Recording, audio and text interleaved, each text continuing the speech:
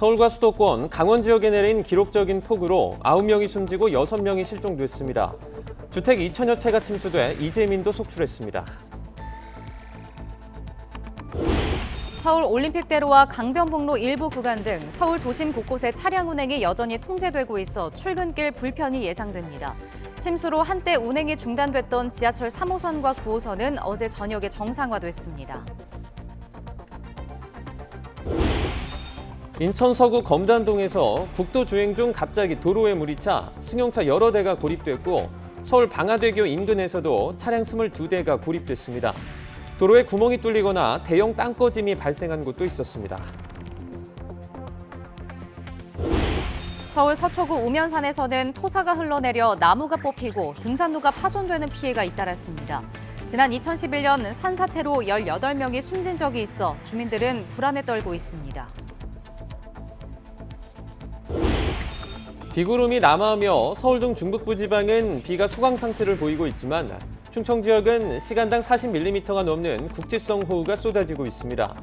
내일까지 충청은 300mm 이상, 경북 북부와 전북 북부에도 최고 200mm의 호우가 쏟아지겠습니다. 어젯밤 9시까지 코로나19 신규 확진자는 14만 6천여 명으로 집계됐습니다. 방역당국은 휴가철 이동량과 접촉이 늘면서 유행폭이 증가하고 있다며 주의를 당부했습니다.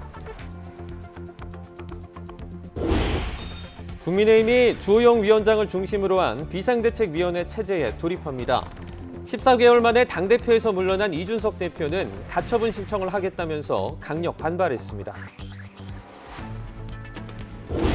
미국 FBI가 트럼프 전 대통령 자택을 압수수색한 것을 두고 미국 정치권이 들끓고 있습니다. 압수물 가운데 북한 김정은 위원장과 주고받은 편지가 포함돼 있을지도 관심입니다.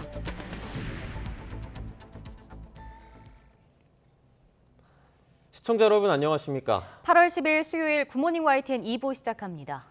밤사이 서울 호우특보는 해제됐지만 서울 곳곳 도로는 침수돼 운행을 통제하고 있습니다. 출근길 불편이 생길 수 있는 만큼 미리 도로 상황을 확인하셔야겠습니다. 현장 나가 있는 취재기자 연결하겠습니다. 이준엽 기자. 네, 서울 반포동 잠수교에 나와 있습니다. 네, 밤사이에 비가 좀 잦아들긴 했는데 잠수교 상황은 어떻습니까?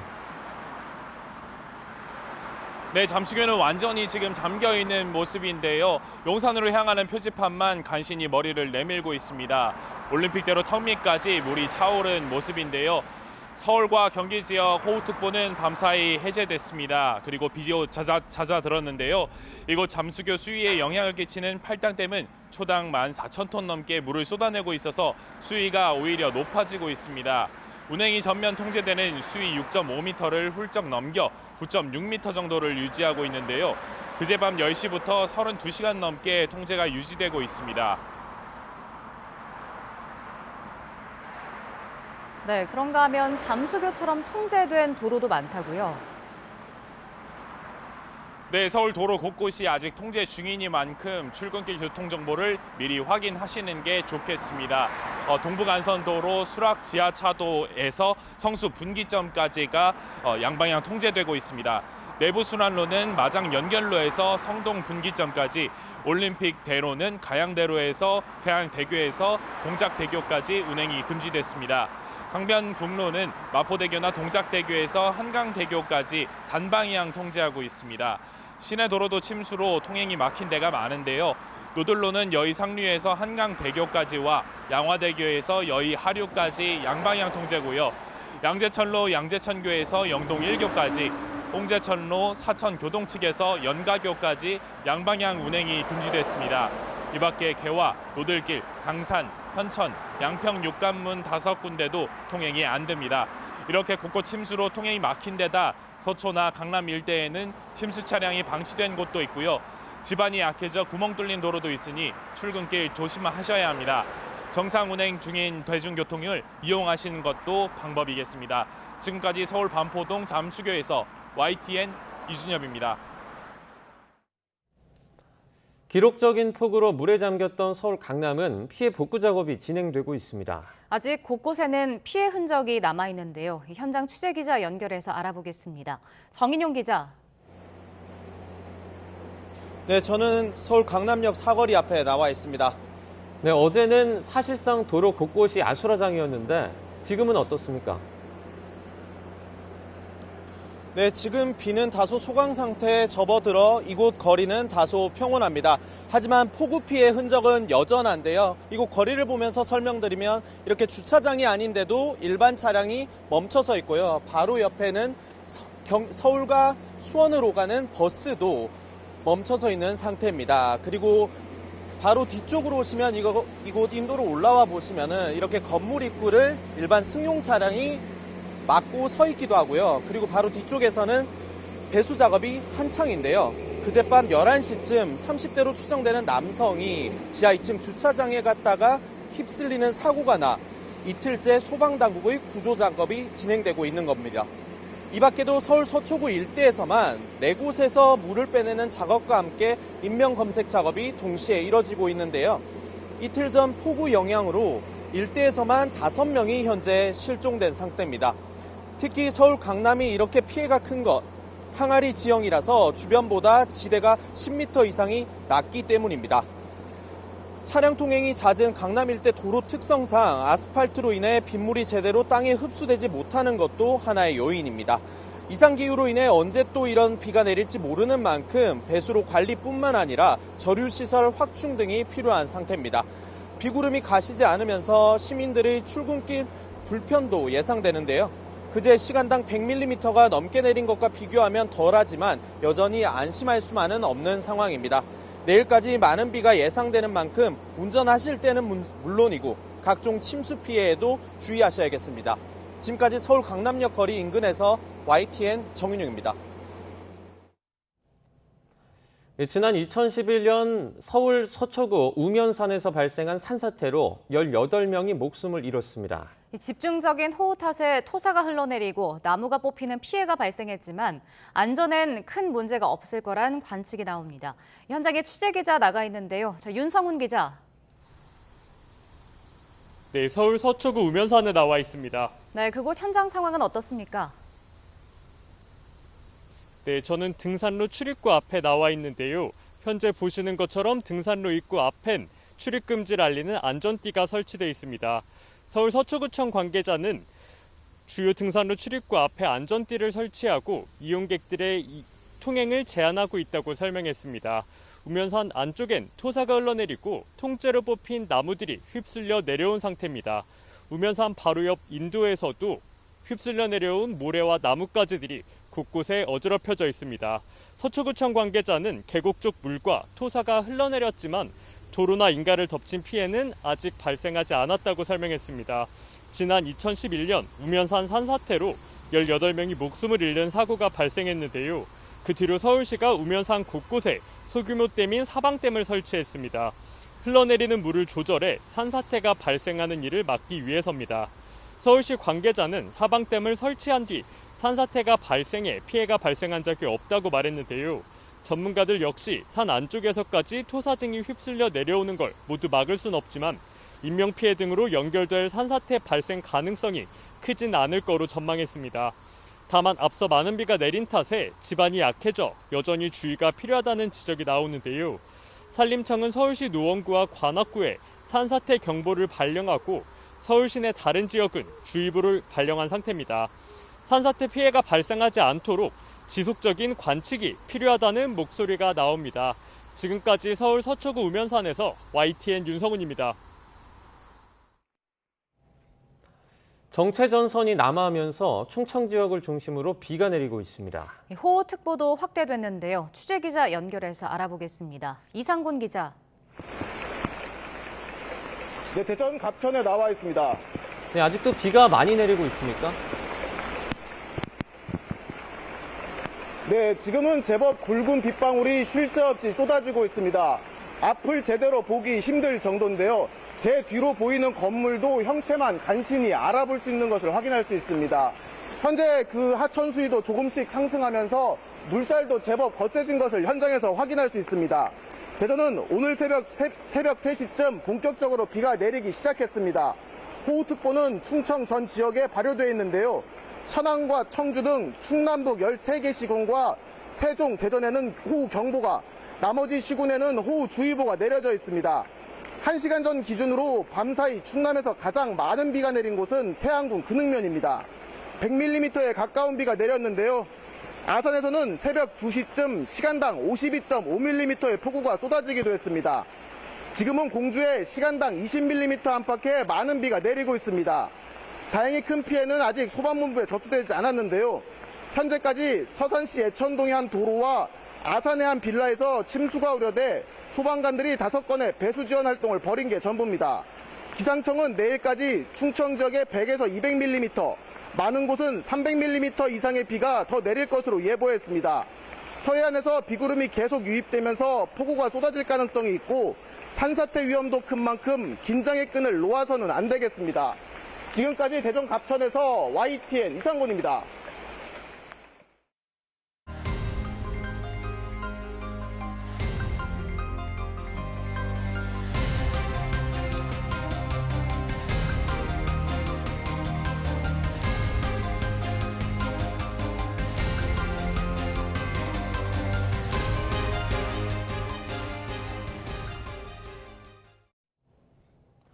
어제부터 서울과 수도권, 강원 지역에 내린 기록적인 폭우로 모두 16명이 숨지거나 실종됐습니다. 중앙재난안전대책본부는 오늘 오전 6시 기준으로 사망자가 9명, 실종자는 7명으로 집계됐다고 밝혔습니다. 부상자는 모두 17명으로 어제 오후 10시 집계보다 2명이 늘었습니다. 주택 상가 침수는 2,676건으로 집계됐습니다. 수도권뿐 아니라 강원 지역도 쑥대밭이 됐습니다. 산사태와 계곡 급류에 2명이 숨졌고 마을 전체가 고립된 곳도 있었습니다. 이 한강 상류댐들은 방류를 이어가고 있습니다. 지환 기자입니다. 엄청나게 쏟아진 흙더미, 농가 주택을 뒤덮고 도로까지 흘렀습니다. 푹푹 빠지는 진흙밭에 지붕만 간신히 보이는 주택. 119 구조대가 장비를 투입해 수색 작업을 벌입니다. 강원도 횡성군 둔내면 현천리에서 산사태가 난 건 정오가 조금 지난 시각. 토사가 쓸고 내려오며 가정집은 수십 미터를 밀려 내려왔습니다. 지금 보시다시피 냉장고가 엉망이 됐고요. 차량도 그대로 휩쓸려 있습니다. 지금 구조 작업이 한창 이루어지고 있는데 지금 보시는 게 가정집 지붕입니다. 70대 주민 한 명은 집에서 미처 빠져나오지 못하고 숨졌습니다. 새벽 시간 강원도 평창에서는 불어난 계곡 급류에 50대 남성 한 명이 휩쓸렸습니다. 실종 4시간여 만에 200m 하류에서 숨진 채 발견됐습니다. 마을 전체가 고립된 곳도 있습니다. 폭우에 무섭게 불어난 강물. 16가구가 살고 있는 하천 마을입니다. 보시다시피 원주 섬강이 범람하고 마을로 향하는 유일한 길이 물에 잠기면서 주민들은 꼼짝없이 고립돼 있습니다. 건너편 주민에게 연락을 취했습니다. 못 하시는 건가요? 나올 수가 없는 건가요? 나오죠 뭐. 어제죠? 어제 밤에 비 오는 바람에 그랬지? 일단 당분간 좀 견디셔야 되겠어요. 그래, 그럴 수밖에 없어요 여기. 도심 한복판 하천도 9년 만에 범람했습니다. 하천 둔치 새벽 시장이 폐쇄됐고 주차된 차량은 침수를 피하지 못했습니다. 한강 상류댐도 줄줄이 문을 열었습니다.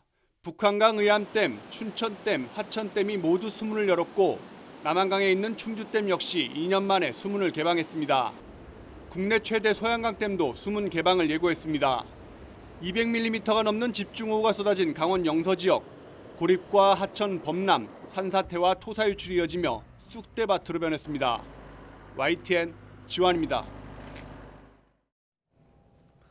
이번과 같은 집중호우가 내려지면 정전 피해도 잇따릅니다. 하루 사이 접수된 정전 피해만 10,000건이 넘는데 당분간 비가 계속 쏟아진다고 예보된 만큼 정전 사고에도 대비하셔야겠습니다. 최민기 기자입니다.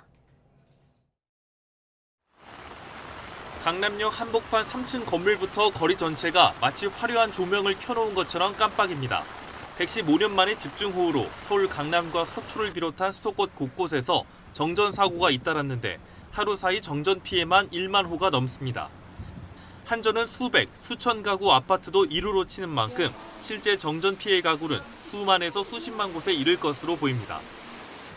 폭우에 전기 설비가 있는 지하층이 물에 잠기거나 전기줄 같은 선로에 이상이 생긴 겁니다.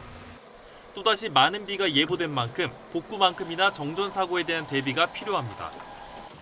갑작스러운 정전 땐 가전제품 플러그를 뽑고 우리 집만 불이 나간 건지 아니면 아파트 단지나 동네 전체가 문제가 생긴 건지 살펴야 합니다. 물론 손전등이나 음료, 라디오 등을 미리 준비하면 큰 도움이 됩니다.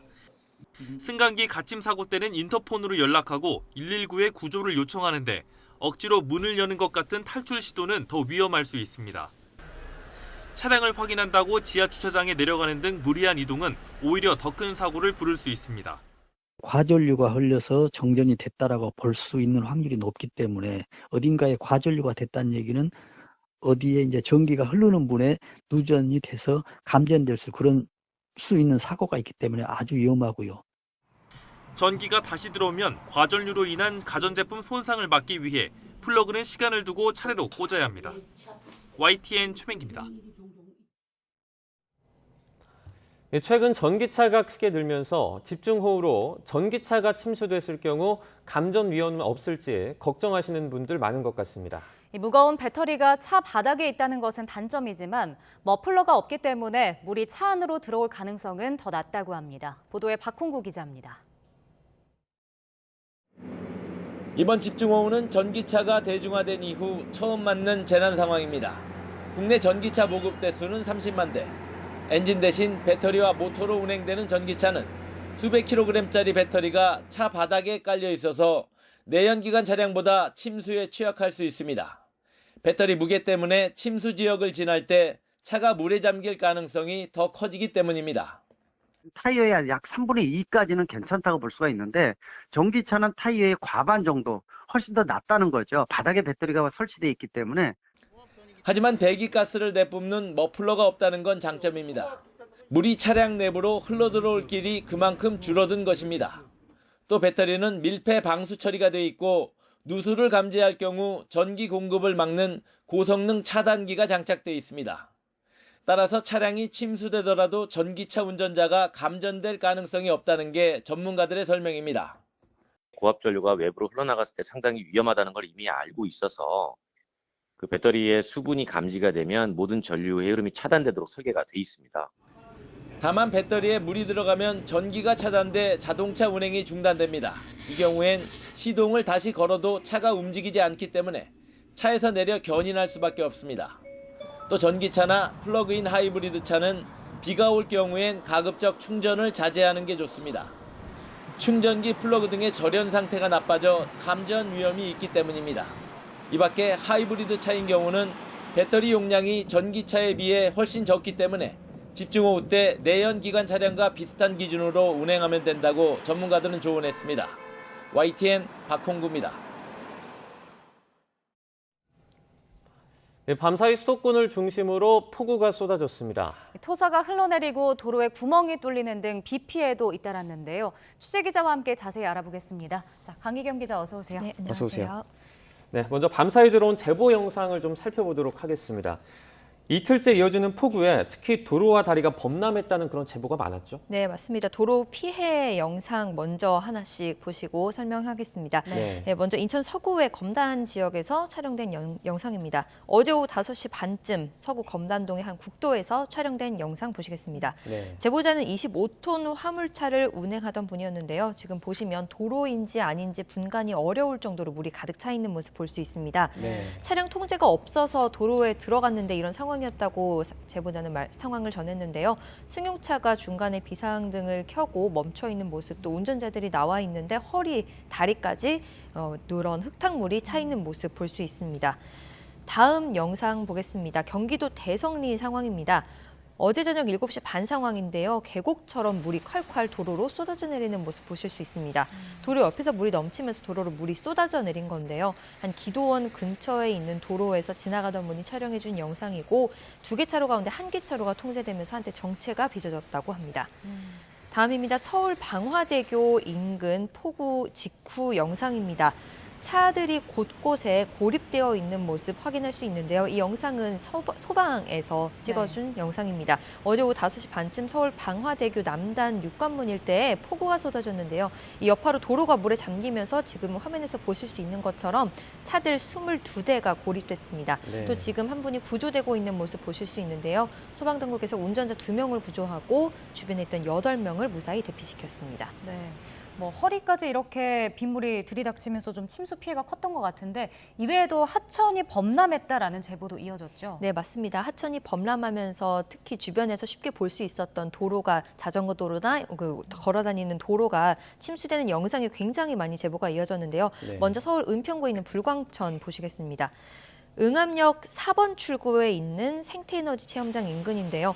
유속이 굉장히 빠른 모습 볼 수 있습니다. 마치 파도가 치는 모습 같이 보이는데요. 이 곳은 보통 시민들이 산책을 하시는 곳입니다. 네. 양 옆에 있는 자전거 도로도 볼 수 없을 정도로 완전히 잠긴 모습입니다. 다음에는 중랑천 보시겠습니다. 서울 월계역 인근에 있는 중랑천인데요. 어제 저녁 8시 반쯤 촬영된 영상입니다. 한내교에서 시청자가 촬영해 제보해준 영상인데요. 이 계단을 보시면 계단 아래로 내려가면 원래 산책로가 이어지는데 아예 산책로가 보이지 않을 정도로 물에 잠긴 모습 볼 수 있습니다. 네. 다음은 서울 양재천입니다. 강남 지역 특히 폭우가 많았는데요. 어제 저녁 8시 조금 넘어서 촬영된 영상이고요. 산책로가 잠겼고 자전거 도로로도 계속 물이 끊임없이 유입되고 있는 상황입니다. 네, 이렇게 비가 많이 오면 이제 높은 곳에 있는 흙이 내려갈 뿐만 아니라 땅 밑에 있는 흙도 빠지지 않습니까? 네, 맞습니다. 이 도로들, 그러니까 집안들도 특히 약해졌을 것 같은데 다른 도로 피해 상황은 없습니까? 네, 말씀하신 대로 집안이 약해지면서 도로가 움푹 패이거나 파이는 그런 영상 제보들이 굉장히 또 이어졌습니다. 네. 서울 장위동에 있는 도로 한번 먼저 보시겠습니다. 어제 오후 6시쯤 상황인데요. 도로 한가운데 구멍이 뻥 뚫려 있는 영상을 시민분이 촬영해서 보내주신 겁니다. 네. 안에 영상 안으로도 깊이가 가늠되지 않을 정도로 많이 파인 것 같이 보이는데요. 구청을 확인해 보니까 지름이 30cm 정도 되고 깊이는 50cm 정도 된다고 합니다. 네. 이어지는 폭우의 도로가 무너져 내린 것으로 현재까지 구청은 보고 있고 모래주머니를 넣어서 긴급히 복구 작업은 긴급 조치는 진행하고 있는데 잠시 뒤에 날이 밝으며 원인 파악과 복구 작업이 진행될 예정입니다. 네. 다음은 서울 양천구입니다. 신월동에서 촬영된 영상인데요. 높은 지대에 있는 마을입니다. 이 바로 아래쪽이 낮은 지대로 바로 비탈길이라서 굉장히 위험한 상황인데 네. 도로에 큰 땅꺼짐이 발생했고 그제 구청에 접수됐는데 점점 규모가 커지고 있다는 게 제보자의 전언이고요. 네. 비탈이라서 집안 약해지만 아래 지역으로 토사가 떨어지지 않을까 우려된다는 말도 함께 전했습니다. 네. 네. 그리고 또 비가 많이 내리면 우려가 되는 점 중에 하나가 이 토사가 무너져 내린다는 네, 거잖아요. 맞습니다. 이런 것도 좀 있었는데 지금 피해 상황은 어떤가요? 네, 먼저 영상을 또 보시면요. 서울 양양고속도로에서도 토사가 무너지는 일이 발생했습니다.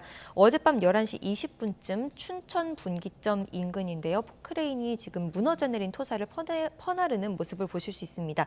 옆에 비탈에서 토사가 흘러내리면서 도로가 한때 통제되는 그런 상황이 밤새 빚어졌고요.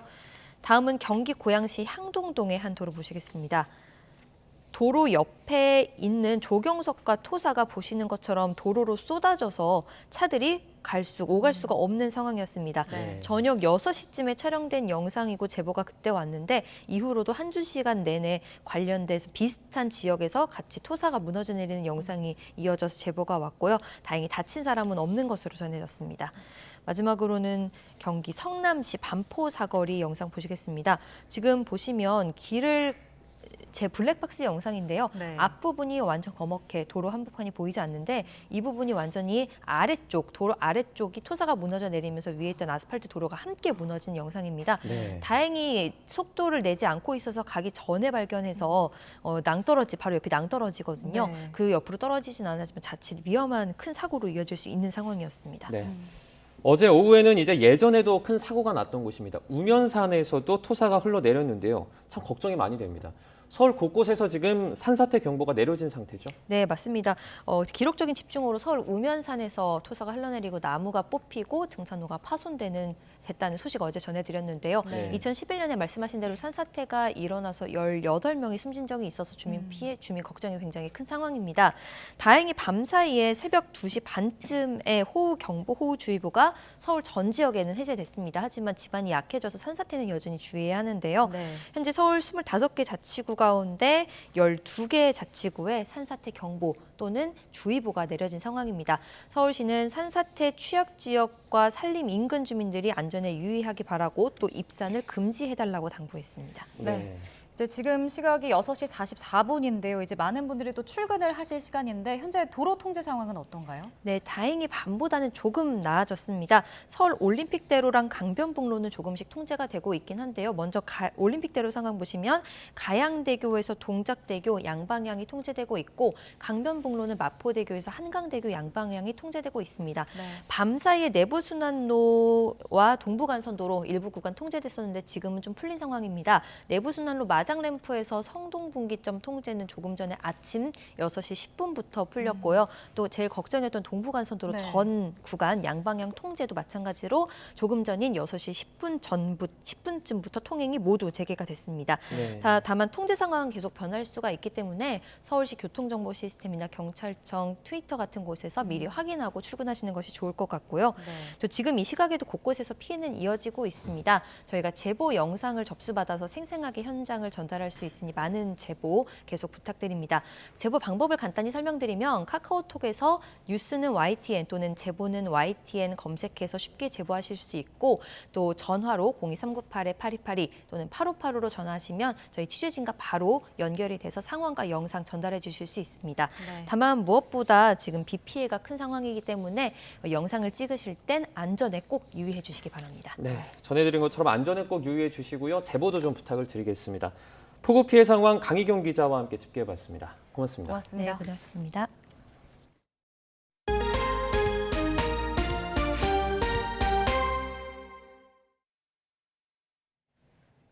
네, 윤석열 대통령이 아침부터 호우 피해 긴급 점검 회의를 열고 총력 대응을 당부했습니다.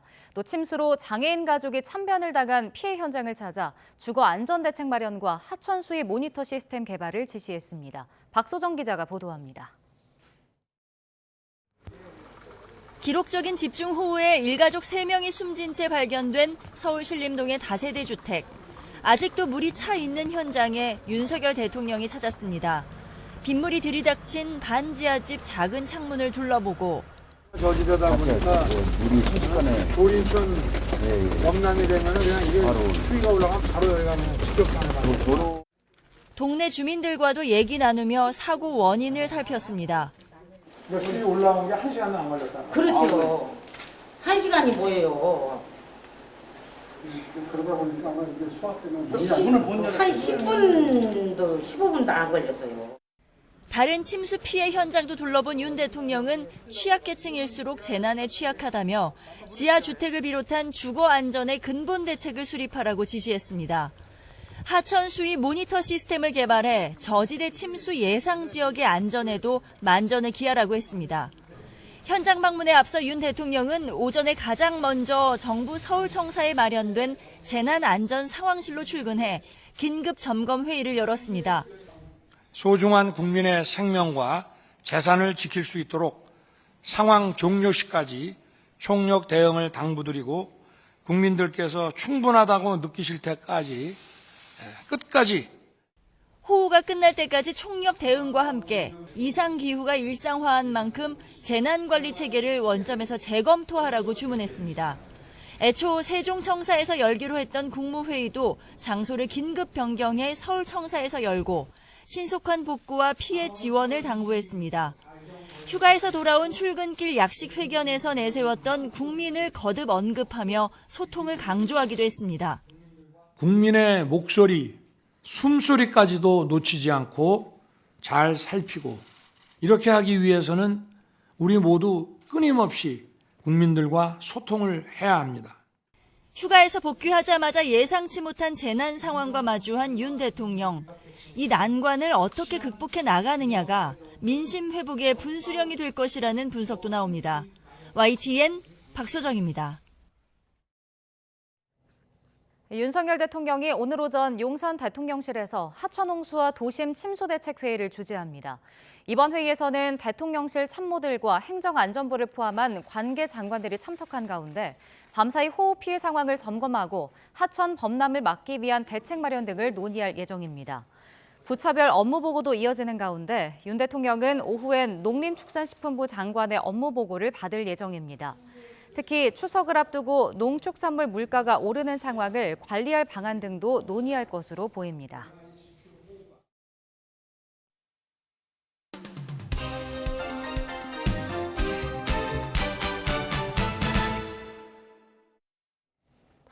(8월 10일) 수요일입니다. 오늘 아침 신문은 어떤 소식을 다뤘는지 짚어보겠습니다. 이현웅 아나운서가 주요 내용 정리해왔습니다. 어서 오세요. 안녕하십니까? 네, 첫 번째 기사입니다. 이제 집중호우가 계속 이어지면서 말 그대로 정말 난리입니다. 어제 이 소식을 전하면서 정말 기분이 좀 안 좋았는데요. 절망이 된 빗물, 어떤 내용입니까? 네, 그렇습니다. 경향신문 일면에 실린 사진 함께 보실 텐데요. 서울 관악구의 다세대 주택 모습입니다. 이곳 반지하층에 살던 일가족 3명 빠져나오지 못하면서 목숨을 잃은 그런 피해가 발생했습니다. 네. 이 사진을 보시게 되면 지하 주차장 옆에 있기 때문에 물이 흘러들 수밖에 없는 구조고요. 주차장 쪽으로 난 창문 등을 통해서 집 안으로 물이 들어왔다고 합니다. 이 사고 당시에는 집 바깥쪽도 물이 가득했기 때문에 출입문이 열리지 않은 것으로 전해집니다. 네. 서울시는 현재 저지대의 주거용 반지하 신축을 금지하고 있습니다. 하지만 여전히 서울에만 20만 가구 정도가 반지하에 살고 있다고 하는데요. 침수 피해 예방을 포함해서 반지하 가구에 대한 종합적인 대책이 필요하다는 목소리가 나오고 있습니다. 한편 조선일보에는 피해가 컸던 강남역 일대에 비가 몰린 이유를 설명하고 있었는데요. 먼저 주변 서초역이나 역삼역에 비해서 10m 이상 낮은 항아리형 지형이라는 점을 들었고요. 주변에서 빗물이 모여들 수밖에 없는 구조라고 설명했습니다. 또 빗물을 저장했다 내보내는 저류시설의 용량이 1.5만 톤밖에 되지 않는다는 점도 이유로 분석을 했는데요.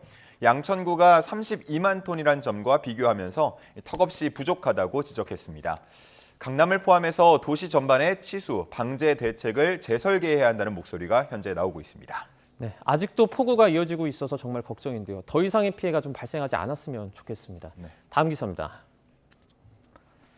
이번 폭우로 인해서 안 그래도 높던 물가에 비상이 걸렸다고요. 네, 그렇습니다. 한국일보를 보시면 폭염에 이어서 폭우가 덮치면서 추석 물가가 폭등 전야라고 기사의 제목을 썼습니다. 농림축산식품부에 따르면 이번 폭우로 침수된 농지는 약 5헥타르 정도 된다고 하는데요. 그리 크다고 볼 수는 없다고 합니다. 하지만 추가 호우가 예보가 돼 있고 또 농지 자체가 침수되지는 않았더라도 이 집중호우는 농산물 품질에 영향을 줄 수 있기 때문에 우려되는 상황이라고 합니다. 최근 물가 발표에서 채소값은 작년에 비해서 품목별로 50에서 70% 정도 오른 것으로 나타났는데요. 폭염의 폭우 영향으로 더 오를 수 있다는 전망까지 나오고 있습니다. 또 전반적인 소비자 물가 상승률도 6% 후반까지 오를 수 있다는 전문가들 전망이 나오고 있습니다. 농식품부 장관, 작황 관리에 만전을 기해달라고 당부했는데요. 여러모로 비상 상황임이 분명해 보입니다. 네, 추석이 이제 딱 한 달 정도 남았는데요. 전보다 좀 감소하게 해야겠다 이런 생각이 듭니다. 저뿐만이 아닐 것 같습니다. 다음 기사입니다. 기름값 관련 내용이에요. 경유 가격이 이제 좀처럼 제자리를 찾아가지 못하고 있죠. 예, 맞습니다. 경향신문에 실린 사진 속 보면 휘발유는 1,875원, 경유는 1,995원으로 넘어 있죠. 네. 자, 이렇게 휘발유 가격보다 경유값이 더 높아진 지가 벌써 2달이 넘었습니다. 지난 5월 11일에 역전이 됐는데 오를 때를 보면 거의 비슷한 수준으로 오르다가 떨어지는 그래프에서는 두 가격의 차이가 벌어지는 모습을 확인할 수가 있습니다. 그 결과 현재 휘발유는 리터당 1,800원대로 떨어졌지만 경유는 여전히 1,950원 안팎을 유지하고 있는 분위기입니다. 네. 이 기사 내용을 보면요. 우선 국제유가 시장에서 경유 가격, 줄곧 휘발유 가격보다 비쌌다고 합니다. 그럼에도 우리나라에서는 경유가 휘발유 가격보다 저렴하게 느껴졌었는데요. 리터당 붙는 유류세가 더 낮았기 때문이라고 합니다. 이런 상황에 유류세 인하 조치가 들어갔고 같은 비율에서는 당연히 휘발유가 더 큰 혜택을 보는 구조이기 때문에 이렇게 가격 차이가 점차 벌어지게 된 겁니다. 네. 여기에 국제적인 공급 문제, 또 수요 확대 등도 높은 가격을 유지하는 데 영향을 주고 있는데요. 신문에서는 국내외 상황을 종합했을 때 상당 기간 경유가 휘발유보다 비싼 상태가 이어질 거라고 전망하고 있었습니다. 네. 다음 기사입니다. 이번엔 정치권 이슈인데요. 박순애 장관이 이제 사퇴를 하면서 이번 정부 5번째 낙마 인사가 됐습니다. 박 전 장관을 포함해서 4명이 이제 교수 출신이죠. 예, 그렇습니다. 이 중앙일보를 보시면 이번 정부 그리고 전 정부의 낙마 인사 중에 교수 출신이 비중이 크다라는 점을 주목하고 있었습니다. 네. 문재인 정부에서 9명 중 6명이, 또 윤석열 정부에서는 5명 중 4명이 교수 출신이었는데요. 이렇게 합치면 총 14명 중 10명입니다. 교수 출신들은 정치인에 비해서는 전문성이 좋다, 또 공무원에 비해서는 개혁성이 좋다라는 점이 장점으로 꼽혀왔습니다. 하지만 상대적으로 이른바 몸조심하는 성향이 부족하고 또 이론은 뛰어나지만 실무 감각이 떨어진다는 점은 지적되기도 했는데요. 네. 이런 점에서 미국의 경우에는 교수 출신이 직접 장관급으로 임명이 되기보다는 국장이나 차관보 등에 기용이 되면서 장차관에게 조언하는 역할을 주로 맡는다는 내용도 기사에 실려 있었습니다. 한편 일각에서는 이 교수 출신들이 일종의 희생양이 되는 경우도 있다라고 보고 있었는데요. 네. 상대적으로 정권과의 끈끈함이 적기 때문에 먼저 꼬리 자르기의 대상이 된다는 의견이었습니다. 네. 다음 기사는 이제 8.15 사면 관련 내용입니다. 어제 법무부가 사면심사위원회를 열었는데요. 분위기가 어땠습니까? 네, 사면 이야기를 다룬 기사들 대부분 크게 다르지 않은 전망들 싣고 있었습니다. 그중에 동아일보를 보시게 되면 이재용 삼성전자 부회장, 신동빈 롯데그룹 회장 등 경제인은 포함이 되고 이명박 전 대통령, 또 김경수 전 경남지사 등 정치인은 제외되는 분위기라고 전하고 있었습니다. 또 사면 규모에 대해서는 그리 크지 않을 것이라고 전망하는 기사들도 몇 있었습니다.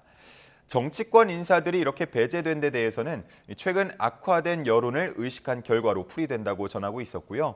한편 정치권에서는 이번의 사면은 아니더라도 연말에 단행될 사면에 이런 정치인들이 포함되는 것 아니냐면서 촉각을 곤두세우는 분위기라고 전하고 있었습니다. 네. 어쨌든 이제 대통령의 결단만 남은 상황인데요. 12일쯤 사면 대상을 확정할 계획으로 전해지고 있습니다. 네, 항상 이 사면을 둘러싸고 참 말이 많은데요. 아직 확정된 건 아니니까 조금 더 지켜보도록 하겠습니다. 네. 다음 기사입니다. 네, 코로나 백신 관련된 얘기인 것 같은데요. 어떤 내용이죠? 네, 한국일보가 방역당국의 데이터를 토대로 기사를 썼습니다. 2021년부터 올해 2분기까지 총 1년 6개월 동안의 백신 성적표를 담고 있는데요. 이 기간 동안 정부는 5조 2천억 원을 투입해서 1억 4,500만 회분의 백신을 도입했다고 합니다. 화이자, 모더나, 아스트라제네카, 얀센, 노바백스 순이었는데 도입한 물량 중에 총 87% 정도는 사용을 했다고 하고요. 네. 이 중에 527만 회분, 한 3.6% 정도는 폐기됐다고 합니다. 폐기율은 백신 종류별로 조금 차이를 보였는데요. 아스트라제네카나 얀센, 화이자는 폐기율이 1%대에 그쳤지만 노바백스의 경우에는 무려 61%가 폐기됐습니다. 네. 부작용이 적다는 면이 부각이 됐던 노바백스지만 이렇게 폐기율이 높았던 건 도입이 상대적으로 늦었기 때문으로 분석이 되는데요. 올해 2월 중순쯤 승인이 됐는데 이때 당시 이미 전 국민의 1, 2차 접종이 80%를 넘어선 상황이었기 때문에 접종할 기회 자체가 적었다고 분석이 되고 있습니다. 정부는 연말까지 1억 3천만 회분의 백신을 추가로 들여오기로 계약이 돼 있는데요. 기사에 따르면 변이에 대응하는 개량 백신이 개발이 되면 이 물량을 대체할 수 있도록 하는 계약 내용이 있다고 합니다. 네, 이제 고물가에 코로나의 폭우까지 짐을 얹었는데요. 조금 좋은 소식이 있기를 바라겠습니다. 여기까지 듣겠습니다. 고맙습니다. 감사합니다.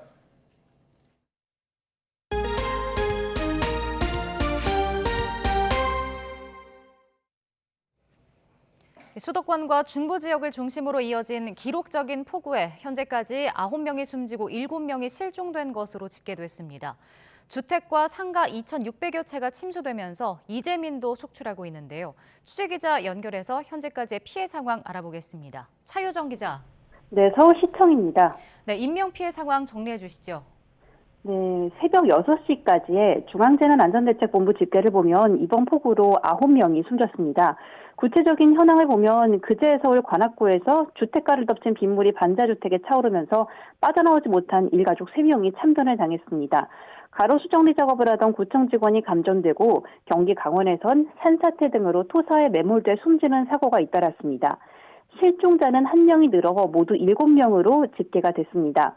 경기도 남양주시에서 15살 여학생이 귀가하다가 집 근처에 있던 하천이 범람해 실종된 것으로 확인이 됐습니다. 앞서 경기 광주에선 하천 범람으로 2명이 급류에 휩쓸렸고 서울 서초구 지하상가 등에서도 4명이 갑자기 불어난 물에 실종됐습니다. 침수 피해와 이재민 발생도 잇따랐습니다. 서울과 경기, 인천, 강원 등에서 주택과 상가 2,670여 채가 침수됐습니다. 이로 인해 이재민이 모두 570명이 발생한 것으로 집계됐습니다. 다만 서울시에서 자체 집계한 이재민 규모는 800여 명으로 훨씬 더 많습니다. 이재민 규모는 앞으로 훨씬 더 늘어날 수 있습니다. 정부는 중대본 중심으로 지금 피해 상황을 점검하면서 복구 작업을 지원하고 있습니다. 지금까지 서울시청에서 전해드렸습니다. 네, 밤사이 많은 비가 내리면서 주요 도로 일부가 통제되고 있습니다. 오늘도 출근길 불편은 불가피해 보이는데요. 한국도로공사 연결해서 현재 도로 상황 알아보겠습니다. 자, 이주윤 캐스터 전해주시죠. 네, 이제 비구름대가 남쪽으로 이동하면서 서울과 경기에는 이렇게 비가 그친 상황인데요. 그래도 충청과 경북 지역에는 세찬 비가 쏟아지고 있습니다. 이 지역에 계신 분들은 계속해서 기상과 교통 상황 잘 살펴주셔야겠습니다. 수도권의 교통 상황 살펴보니까 그래도 여전히 잠수교는 잠겨 있고요. 올림픽대로의 경우 가양대교와 동작대교 사이로 양방향이 모두 통제돼 있습니다. 다른 도로를 이용하셔야겠습니다. 고속도로에서는 비로 인한 피해 때문에 복구 작업을 하고 있는 곳도 있습니다. 용인 서울선 용인 쪽 서판교 부근인데요. 토사 유출로 인해서 지금 진입이 불가능하니까 다른 도로로 우회해 주셔야겠습니다. 한강물이 얼마나 불어났는지 CCTV를 통해 확인해 보겠습니다. 왼쪽에 보이시는 것처럼 나무가 위쪽만 보일 정도로 물이 많이 불어나 있는데요. 추가로 피해 발생하지 않도록 계속해서 주의해 주셔야겠고요. 지금도 비로 인해 불편한 곳들이 있습니다. 평택 시흥선 평택 지역에서도 많은 양의 비가 쏟아지고 있고 여기에 평택 쪽으로 남한산 부근에서는 출근 차량들도 증가하고 있습니다. 어제 많은 피해가 있었던 서초 일대는 지금은 상황은 좋아 보입니다. 그래도 양방향 교통량은 증가하고 있고요. 충청 지역에 많은 비가 쏟아지면서 피해가 예상되는데요. 각별히 주의하셔야겠고 이렇게 빗길인 만큼 20에서 50%까지 충분히 속도를 줄여주시기 바랍니다. 안전거리도 넉넉히 확보해 주시고요. 지금까지 고속도로 교통방송이었습니다.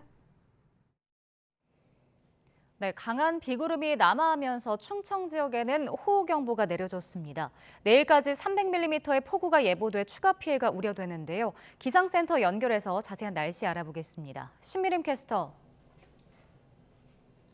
네, 기상센터입니다. 네, 이제는 충청 지역에 비가 집중되고 있다고요?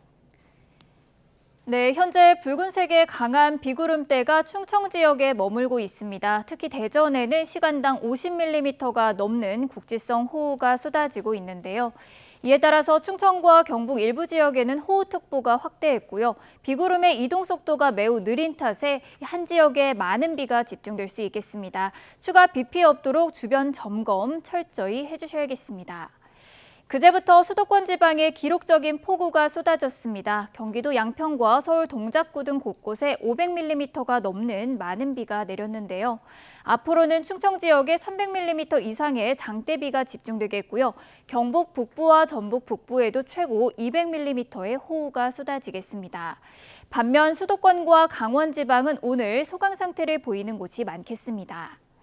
이번 비는 다음 주 초반까지도 길게 이어질 전망입니다. 지금까지 날씨 정보였습니다. 네, 현재 서울, 경기 지역의 비는 소강 상태를 보이고 있습니다. 하지만 충청 지역은 시간당 40mm 이상의 국지성 호우가 쏟아지고 있는데요. 내일까지 이 지역에 300mm의 비가 더 내릴 것으로 예보돼서 추가 피해가 우려됩니다. 반기성 K웨더 예보센터장과 이야기 나눠보겠습니다. 어서 오세요. 네, 안녕하세요.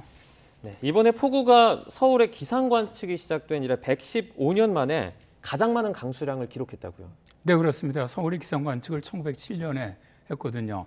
그 이후에 이제 가장 서울시로서는 하루 강수량이 가장 많은 강수량을 기록을 했는데 네.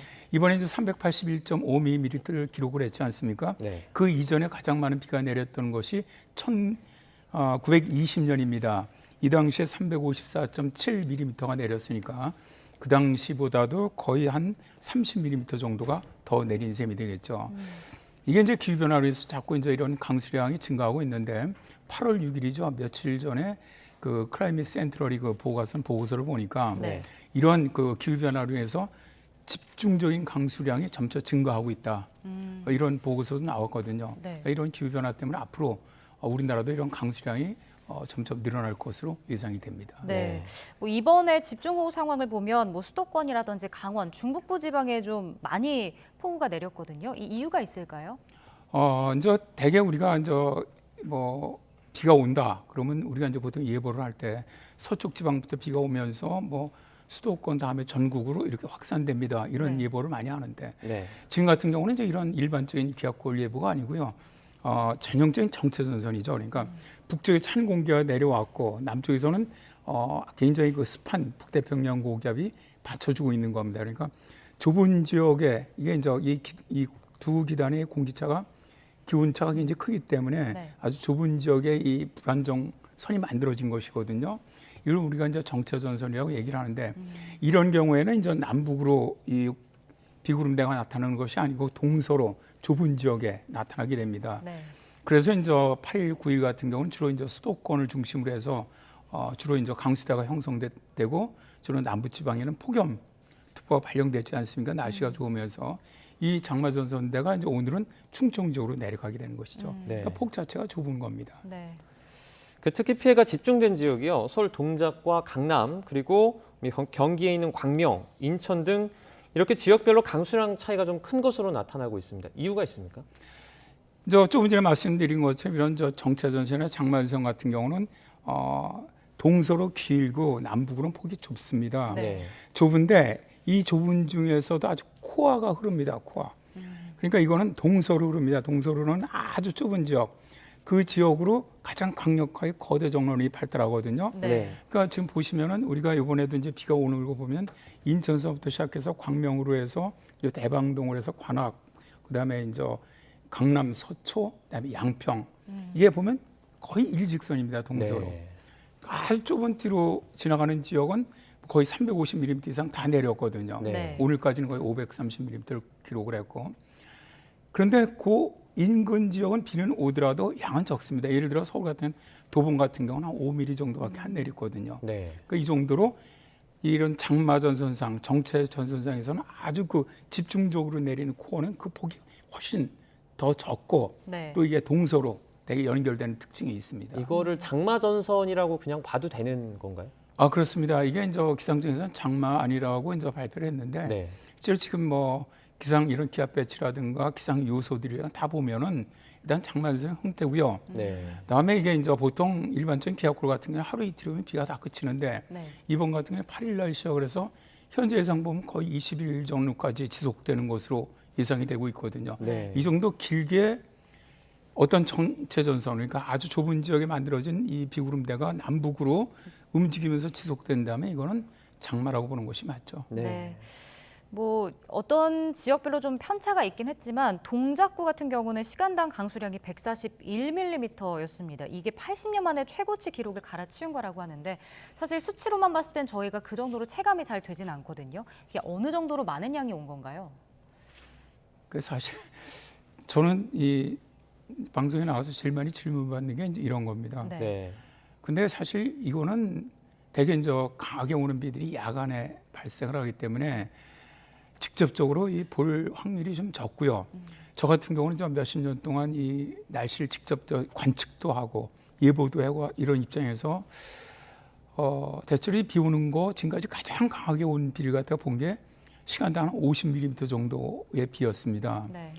근데 이 50mm 정도 오는 비가 제가 볼 때는 이제 물 웅덩이를 이런 양동이로 그냥 쏟아붓는 그런 느낌이었거든요. 네. 그러니까 저는 낮이었는데 그냥 완전히 깜깜합니다. 아무것도 안 보이고 그런 정도였는데 140mm 시간당 140mm라고 한다면은 네. 글쎄요, 뭐 하여튼 뭐 동남아 같은 데는 아주 폭포 밑에 지나가는 네. 이런 데 있는데 그런 정도가 되지 않을까. 정말 엄청나다고 봐야 되겠죠. 네. 서울에 내린 비의 강도를 좀 보면요. 낮과 밤의 차이가 있습니다. 밤에 더 강해지는 이런 야행성 호우의 모습을 좀 보여주고 있죠. 전반적으로 장마철의 가장 특징이 야행성, 그다음에 게릴라성 이 두 가지 성질이 있는데요. 네. 야행성 같은 경우는 먼저 첫 번째로는 낮에는 이 상승 기류가 있기 때문에 들어오는 이 습한 이 기류를 갖다 차단해 주는 역할을 합니다. 네. 근데 이 밤이 되면 이게 없어지거든요. 그러니까 그대로 유입되는 기류가 다 들어오기 때문에 수직적으로 비구름이 발달할 가능성이 높고요. 네. 두 번째는 이제 크게 이 해양성 기단과 대륙성 기단의 차이 때문에 그렇습니다. 자, 이제 남쪽에는 이 북태평양 고기면 해양성 기단이거든요. 근데 북쪽은 차고 건조한 대륙성 기단입니다. 이 두 기단이 부딪히면서 장마전선이 만들어지는 건데 네. 이게 낮에는 이 기단차가 상대적으로 적습니다. 근데 밤이 되면은 대륙성 기단이 급격히 냉각되는 데 반해서 해양성 기단은 차이가 안 나거든요. 낮과 비해서. 네. 그러다 보니까 이 대기 불안정이 더 강력해지는 겁니다. 네. 그래서 보통 이 밤중 또 새벽에 똑같은 전선상에서 비가 더 많이 내리게 되는 것이죠. 네. 네, 이 서울에 내렸던 비는 지금 소강 상태지만 정체 전선이 남하하면서 충청 지역 중심으로 비가 내리고 있습니다. 이 호우특보도 확대가 됐는데요. 잠시 현장 취재 기자 연결해서 상황 알아보겠습니다. 자, 이상곤 기자. 네, 대전 갑천에 나와 있습니다. 네, 지금도 좀 비가 내리고 있습니까? 네, 제법 붉은 빗방울이 계속 쏟아지고 있습니다. 강한 비구름대가 지나고 있기 때문인데요. 날이 밝으면서 빗줄기는 조금은 약해졌지만 하천 수위는 상당히 상승한 것을 확인할 수 있습니다. 물살은 갈수록 거세지고 있고 나뭇가지들도 계속 떠내려가고 있습니다. 대전은 오늘 새벽 3시쯤부터 본격적으로 비가 내리기 시작해 1시간 전쯤부터 빗줄기가 강해졌습니다. 호우특보는 충청 전 지역에 발효되어 있는데요. 천안과 청주 등 충남북 13개 시군과 세종, 대전에는 호우경보가, 나머지 시군에는 호우주의보가 내려져 있습니다. 1시간 전 기준으로 예산 원효봉과 아산, 태안, 근흥면 등에서 100mm에 달하는 비가 내렸는데요. 아산에서는 새벽 2시쯤 시간당 52.5mm의 폭우가 쏟아졌고 대전도 1시간 전쯤 시간당 40mm의 많은 비가 내렸습니다. 소방본부에 피해 신고도 접수되고 있는데요. 대전에서는 주택과 농수산시장 등에 물이 차고 있다는 신고가 5건 정도 접수돼 소방관들이 현장에 나가 피해 상황을 확인하고 있습니다. 앞서 충남에서는 서산시 예천동의 한 도로와 아산의 한 빌라에서 침수가 우려돼 소방관들이 5건의 배수 지원 활동을 벌였습니다.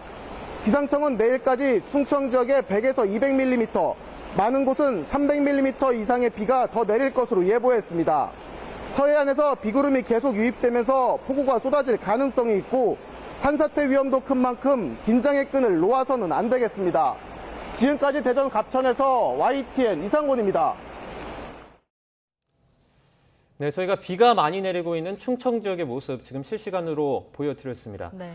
그러면 저희 센터장님, 지금 저 충남 지역에, 충청 지역에 비가 많이 내리고 있는데 저 빗줄기가 저기에만 머물고 있지는 않겠죠?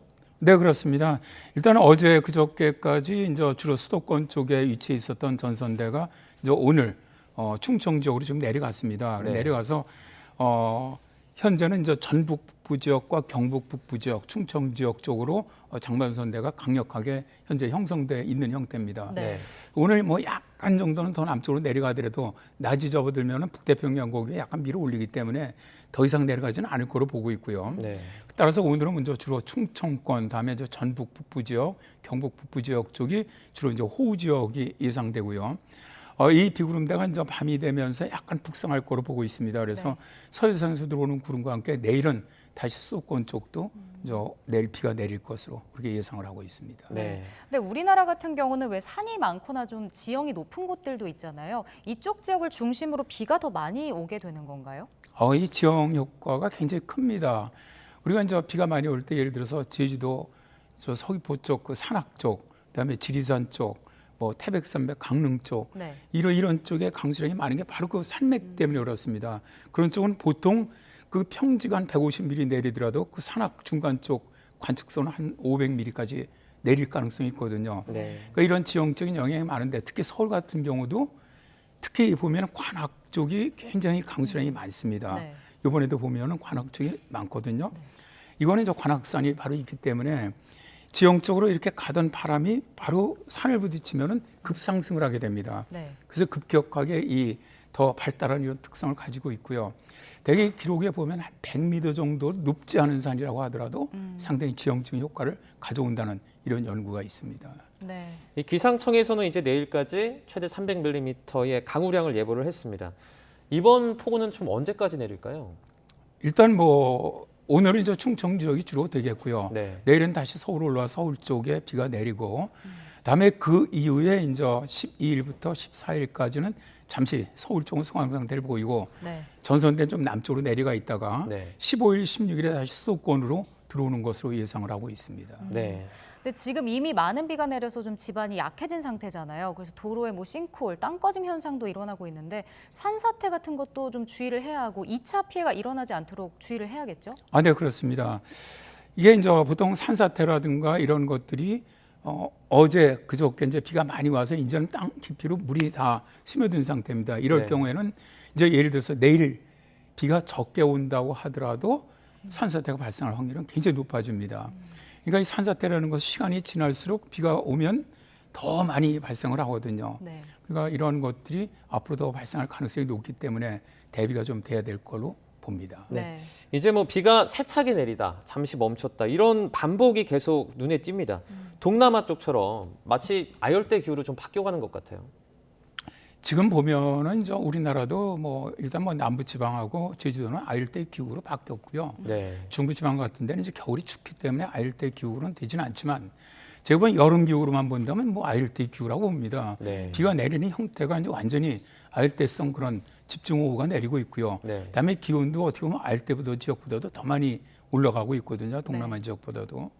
그러니까 뭐 기후 자체가 지금 비가 오는 강수량이라든가 비가 오는 형태 이런 것들은 뭐 겨울이 있기 때문에 아열대 기후라고 부르지 않는 것이지 네. 저 여름만 듣고 본다면 뭐 아열대 기후로 바뀌었다고 저는 보고 있습니다. 네.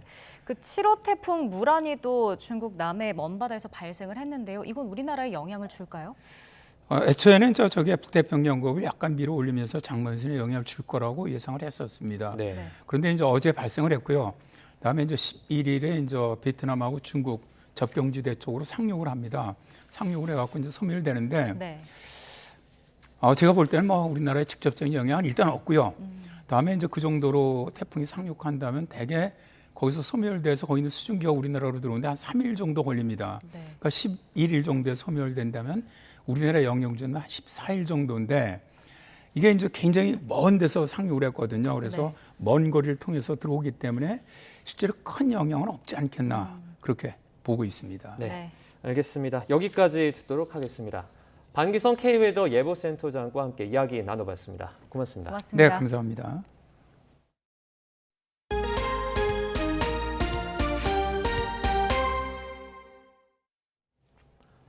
어제 오후 5시 반쯤 서울 방화대교 남단 육관문 일대에서 폭우로 도로가 물에 잠겼습니다.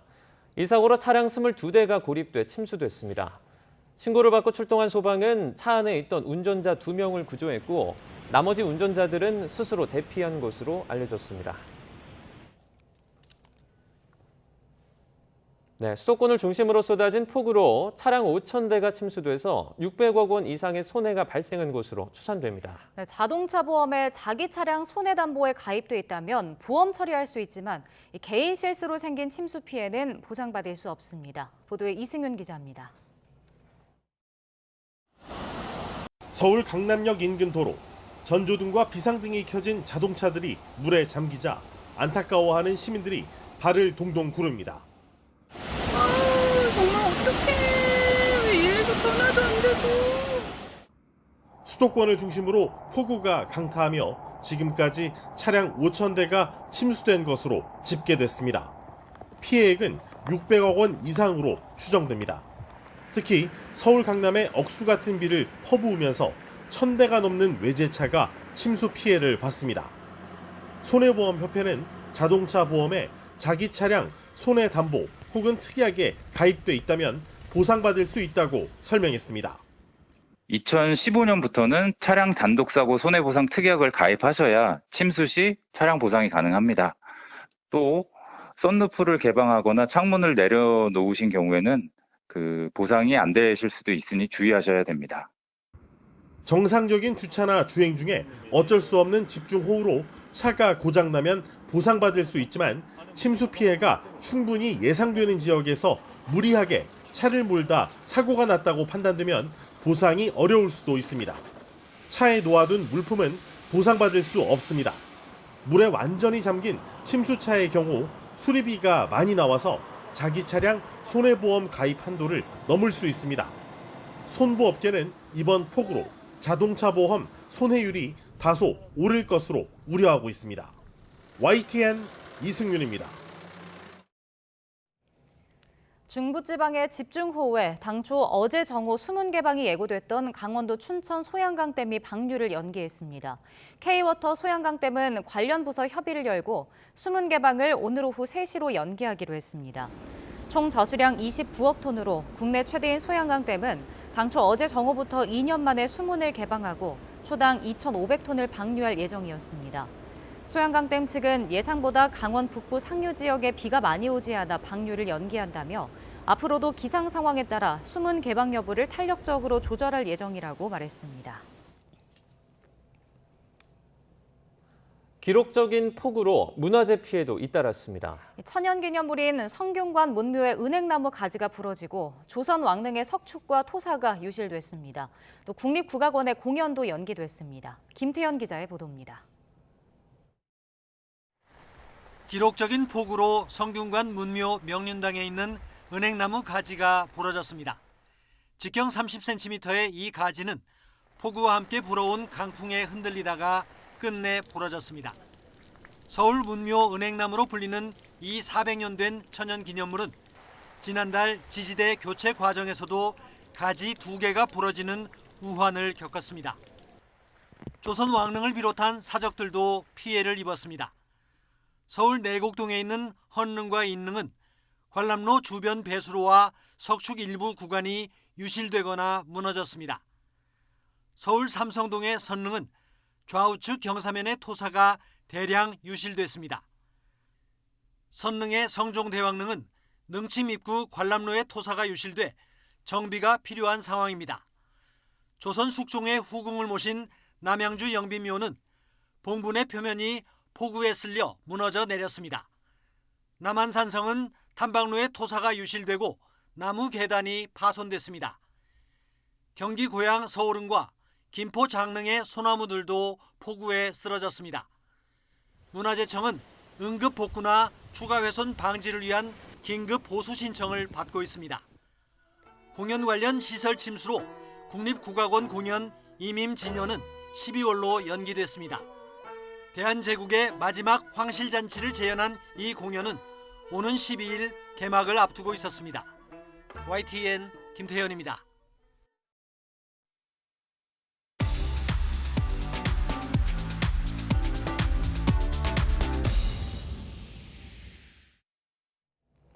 경제 소식을 빠르게 전달해 드립니다. 오늘 굿모닝 경제는 주원 현대경제연구원 연구실장과 함께하겠습니다. 어서 오십시오. 안녕하십니까.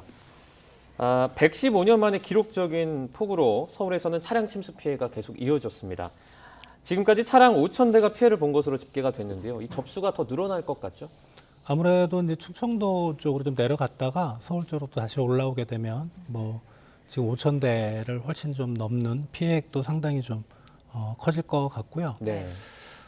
다만 이제 이렇게 피해를 받으신 분들은 좀 애가 탈 텐데 이게 이제 우리가 말하는 자동차 보험 중에 특약이라고 하죠. 이제 자기 차량 손해 담보, 그게 이제 뭐 자연재해로 인해서 자기의 과실이 없을 때 이제 보상을 받을 수 있는. 근데 다만 이게 이제 우리가 침수 피해가 충분히 예상되는 지역, 뭐 하천변이라든가 네. 그리고 무리하게 이제 운행을 하거나 이런 경우는 보상을 받으실 수는 없고. 네. 그리고 이제 차 안에 있는 물품은 또 받으실 수가 없어요. 자동차에 대해서만 있고. 그리고 이제 과실이 이제 뭐 차량의 창문을 열어놓거나 썬루프를 열어놓거나 이렇게 되면 또 보상을 받기 어려운 측면이 있습니다. 네. 이 중부지방에 내린 기록적인 폭우로 사실 올해는 추석도 좀 빨리 있고요.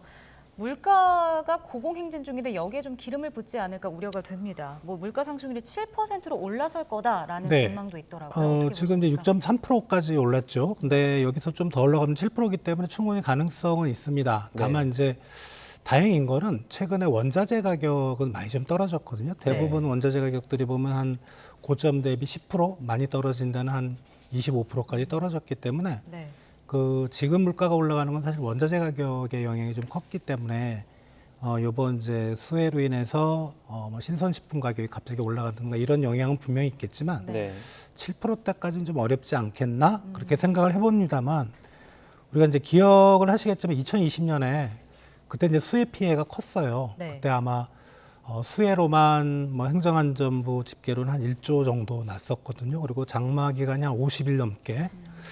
그때가 소비자 물가가 한 0%대 중반, 0.5% 정도 연간이었는데 신성식품이 뭐 10%, 20%까지 올랐거든요. 상당히 저물가였는데도 불구하고 수해 때문에 8월과 9월에 신선식품 가격이 엄청나게 올라서 지금 7%대의 가능성도 우리가 좀 배제하기는 어렵다고 보시면 될 것 같습니다. 이제 뭐 폭염에 폭우까지 농작물 같은 경우에는 직접적인 피해를 피해갈 수 없을 것 같습니다. 가격 상승폭이 더 커질 것 같죠? 아무래도 이미 이제 폭염 때문에 지금 농산물 가격은 많이 올랐고요. 그러면 지금 호우까지 겹치게 되면 상당히 이제 특히 이제 국산 농산물 기준으로 보면 상당히 올라갈 것 같고 실제 통계로도 지금 급격한 오름세를 형성하고 있고요. 문제는 이제 추석이 9월 초죠 당장. 추석에 우리 이제 농산물의 소비가 많은데 그런 수요까지 겹치면 지금 농산물 가격은 아마 최근 몇 년 내 보기 힘든 그런 상승폭을 가지지 않을까 생각이 됩니다. 근데 폭우에 농산물 가격이 급등을 하고 만약 체감 물가까지 커지면 이게 기대 인플레이션도 높아질 수 있는 건 아닌가요? 그렇죠. 이제 기대 인플레이션율이라는 용어를 우리가 많이 듣는데 그게 정확히는 이제 한국은행에서 일정 수의 뭐 몇천 가구 정도의 소비자를 대상으로 설문을 하는 거기 때문에 그러면 국민들이 느끼기에 뭐 우리가 뭐 원자재 가격 뭐 이런 좀 멀리 있는 가격 좀 알기 힘든 가격들보다는 당장 이제 우리가 장바구니를 들고 가서 마트에서 또는 재래시장에서 사는 그런 가격에도 민감할 수밖에 없거든요. 그렇게 되면 이런 체감 물가에 민감하기 때문에 그러면은 아무래도 농산물 가격 이런 체감 물가는 더 올라가지 않을까 생각이 됩니다. 그 실장님께서 보시기에는 지금 우리나라 상황이 좀 경기 침체에 들어갔다고 판단을 하십니까? 지금 분위기는 그런 것 같고요. 왜냐하면 뭐 소비 2분기 국민계정상의 GDP로는 아직은 괜찮은데 지금 우리 3분기의 어떤 속보치라든가 소비라든가 수출 통계를 보면 확연히 꺾이고 있다는 게 보이거든요. 그래서 우리나라는 경기 침체 국면에 이미 진입을 했다.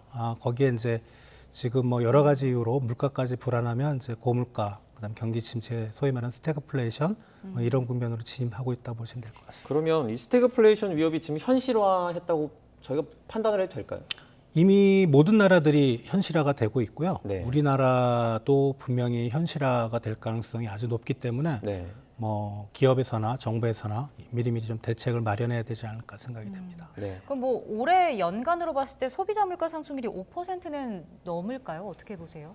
딱 꼭 기준에 걸려 있거든요. 한 4% 후반에서 5% 초반인데 문제는 이제 연말에 가까우면 가까울수록 에너지 가격이 어떻게 될지 모르겠습니다. 그러니까 쉽게 말하면 국제유가가 최근에 많이 떨어졌지만 이제 추운 겨울철에 가까우면 갑자기 올라가는 경우가 있거든요. 그 올라가는 폭이 어느 정도일지 거기에 따라서 이제 5%를 넘을 수도 있다고 보입니다. 과거에는 이제 경제 위기가 닥치면 우리나라가 수출로 좀 큰 한 몫을 하지 않았습니까? 그런데 지금 뭐 미국도 중국도 경제 성장률이 좀 미진합니다. 이런 상황에서 좀 대책이 필요하지 않을까요? 수출선 다변화를 많이 말씀하시는데 그거는 이제 뭐 몇 년에 걸쳐서 하는 얘기고요. 뭐 당장 시급한 건 수출은 어쩔 수가 없는 뭐 정부나 기업의 대책이 어쩔 수 없기 때문에 내수 쪽에 좀 신경을 써야 될 것 같고 그리고 이제 이번 만약에 호우 피해가 좀 심각하다면 규모가 생각보다 더 커지고 아직은 좀 수도권에 집중이 돼 있지만 예를 들어 뭐 남쪽까지 피해가 커진다면 우리가 3차 추경도 한번 생각을 해볼 필요가 있겠습니다. 자, 115년 만에 폭우로 이 새 정부의 첫 부동산 공급 대책 발표가 좀 미뤄졌습니다. 당분간 부처들도 피해 수습에 좀 집중을 하지 않을까요? 아무래도 뭐 그러한 중장기적인 정책도 분명히 중요하지만 당장 이제 먹고 사는 문제가 제일 중요하거든요. 그러니까 피해 복구라든가 그다음에 피해 현황을 파악하고 뭐 이런 부분이 정말 시급하기 때문에 이런 대책들은 좀 최소 뭐 다음 주 이후로 다 미뤄지지 않을까 그렇게 생각이 됩니다. 네. 알겠습니다. 오늘 여기까지 듣도록 하겠습니다. 주원 현대경제연구원 연구실장과 함께 자세하게 경제 이야기 나눠봤습니다. 고맙습니다. 고맙습니다. 감사합니다.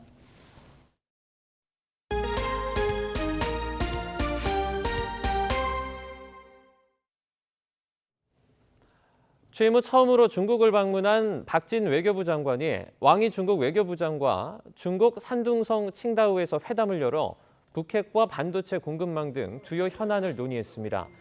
왕 부장은 모두 발언에서 수교 30주년을 계기로 지금까지 성공을 이룩해온 유익한 경험을 정리하고 양국 관계의 큰 국면을 잘 파악해야 한다며 양국이 지켜야 할 5대 원칙을 제시했습니다.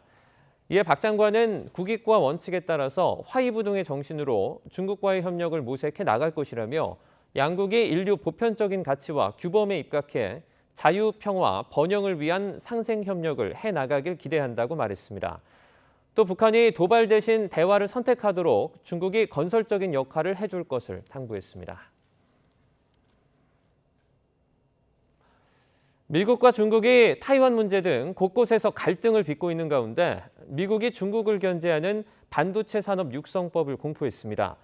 조 바이든 미 대통령은 반도체 메이드 인 아메리카를 선언하면서 미국이 돌아왔다고 관련 산업 육성을 분명히 했습니다. 보도에 김상우 기자입니다.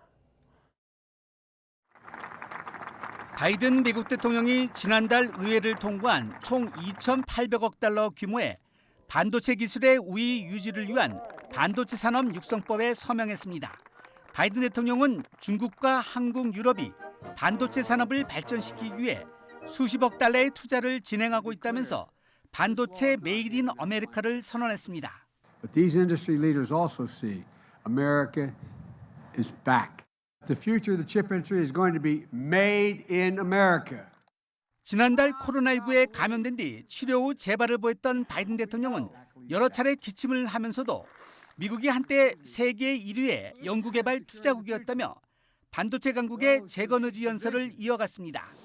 특히 제블린 미사일 등 핵심 무기에도 반도체가 필요하다면서 중국을 중국 공산당으로 지칭하며 중국이 이 법을 막기 위해 노비했다고 직격탄을 날렸습니다. It's no wonder the Chinese Communist Party actively lobbied U.S. business against this bill. 앞으로 미국에서는 국방 관련 반도체 제조는 물론 반도체 연구개발 등이 지원되고 미국의 반도체 공장을 짓는 기업에는 25%의 세액공제가 적용됩니다. Today, Mr. President, with the stroke of your pen, America declares our economic independence. We strengthen our national security. 법안이 발효됨에 따라 미국의 인텔을 비롯해서 타이완의 TSMC, 텍사스의 공장을 증설키로 한 삼성전자 등이 수혜 기업이 될 것이란 전망도 나오고 있습니다. YTN 김상호입니다. 계속되는 중국의 봉쇄 작전에 대한 타이완의 맞불 포격 훈련이 시작됐습니다. 반도체 4강 가운데 하나인 타이완을 너무 세게 흔들다 보니 중국의 부메랑으로 돌아오고 있습니다. 베이징에서 강정규 특파원입니다. 타이완 육군의 곡사포가 바다를 향해 불을 뿜습니다. 중국의 대대적 봉쇄 훈련에 굴하지 않겠다는 의지를 보여주는 겁니다. 중국은 타이완 주변에서 실전 훈련을 이어가고 있다며 봉쇄에 초점을 두었다고 강조했습니다. 계속되는 군사 대치에 각종 경제 보복 조치까지 더해져 양안 관계는 최악으로 치닫고 있습니다. China's real intention behind these military exercises is to alter the status quo in the Taiwan Strait and the entire region. 一个中国原则就是对台海现状的清晰界定。违背挑战一个中国原则，就是改变台海现状。 타이완산으로 표시된 수출품들을 중국산으로 바꾸라는 압박도 그 가운데 하나입니다. 주목할 점은 중국이 반도체 원재료 가운데 하나인 천연모래의 타이완 수출은 금지하면서도 타이완산 반도체 수입은 그대로 뒀다는 겁니다. 타이완 봉쇄와 원자재를 무기로 반도체 공급망을 쥐락펴락할 수 있다는 경고인 동시에 반도체 수입에 의존적인 약점도 스스로 드러낸 셈입니다. 한중 외교장관 회담 직전엔 관영 매체를 통해 한국이 칩4에 참여하더라도 그 안에서 균형을 잡아달라고 호소했습니다. 거친 군사행동으로 칩4 국가들과 등을 지게 된 상황에서 우리나라를 통해 공급망을 확보해두려는 유화책으로 풀이됩니다. Taiwan itself is, among the most impactful economic entities on planet Earth. I mean, it provides something like, 70 to 90% of the most advanced semiconductors that everybody's iPhone and laptops and everything else. 칩4를 앞세운 미국의 반도체 포위망이 중국을 옥죄오는 가운데 과도한 타이완 때리기가 스스로 입지를 좁히는 모양새입니다. 베이징에서 YTN 강정규입니다. 미국 FBI가 트럼프 전 대통령 자택을 압수수색한 것을 놓고 중간 선거를 앞둔 미국 정치권이 들끓고 있습니다. 트럼프의 압수물 가운데 북한 김정은 위원장과 주고받은 편지가 포함되어 있을지도 관심입니다. 워싱턴에서 권중기 특파원입니다. 트럼프 전 대통령이 김정은과 주고받은 편지는 적어도 27통. And I just received a beautiful letter from Kim Jong-un. 트럼프 전 대통령은 퇴임 후 김정은 친서를 포함한 백악관 서류들을 가져나갔고 지난 2월 국립문서보관서는 무단 반출이라며 회수 조치에 나섰습니다. 이후 기록물 불법 반출 혐의로 수사를 이어가던 연방수사국 FBI가 결국 트럼프의 플로리다 자택을 압수수색했습니다. 트럼프는 강력 반발했습니다. 자신의 소셜미디어에 올린 글에서 아름다운 우리 집을 FBI가 대거 들이닥쳐 포위하고 점령했다며 미국 대통령에게 처음 벌어진 일이라고 말했습니다. 그러면서 자신의 2024년 대선 출마를 막으려는 급진 좌파 민주당원의 공격이라고 주장했습니다. FBI와 법무부는 이번 압수수색에 대해 입을 닫고 있는 가운데 미국 언론은 의사당 폭동 사건과 관련된 서류가 압수물에 포함됐을 것으로 보고 있습니다. 일부 회수됐지만 김정은 친서도 여전히 보관돼 있었을 것으로 보고 있습니다. There were documents that were classified as classified communications, as well as things like missives between him and North Korean dictator Kim Jong-un. 석 달 앞으로 다가온 중간 선거에 악재가 되진 않을지 우려하는 공화당에선 법무부가 정치를 무기화하고 있다며 트럼프 엄호에 나섰고 트럼프는 압수수색 이후 선거 캠페인을 연상시키는 영상을 SNS에 게시했습니다. We will never give in, we will never give up, and we will never ever back down. 이미 다음 대선 출마 뜻을 내비친 트럼프 전 대통령이 이번 압수수색을 정치 탄압으로 규정하면서 이참에 공식 출마 선언 시기를 앞당길 거라는 전망까지 나오고 있습니다. 워싱턴에서 YTN 권중기입니다. 국민의힘이 비상대책위 체제로 전환하고 새 사령탑의 5선 중진인 주호영 의원을 임명했습니다. 국민의힘은 어제 전국위원회와 의원총회를 잇따라 열어 이같이 결정했습니다. 주호영 비상대책위원장은 임명 직후 YTN 방송에 나와 당의 분란 해결과 지지율 상승, 그리고 제대로 된 지도부를 선출하는 게 가장 중요한 임무라고 생각한다고 말했습니다. 주 위원장은 다만 앞서 진행된 기자회견에선 개인적으로 첫 정기국회와 국정감사, 예산 편성을 하는데 여당이 전당대회를 한두 달 가까이 하는 건 비판의 소지가 있다는 의견을 갖고 있다고 밝혔습니다.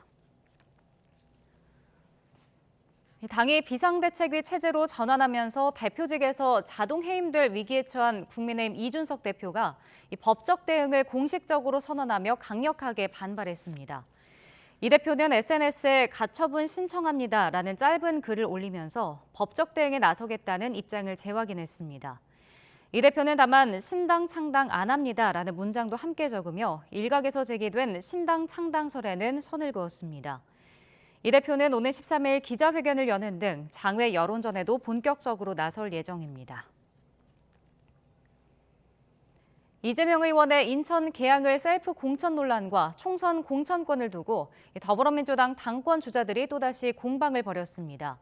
박용진 후보는 이 후보를 향해 계양을 공천이 당의 요청이 아닌 셀프 요청 아니었느냐고 지적했고, 강훈식 후보도 이 후보가 당대표가 될 경우 공천 학살에 대한 공포가 있다고 추궁했습니다. 관련 내용 직접 들어보겠습니다. 당의 요청이었다기보다는 본인의 셀프 요청이었던 거 아니냐. 박지원 비대위원장의 그 인터뷰 내용이고요.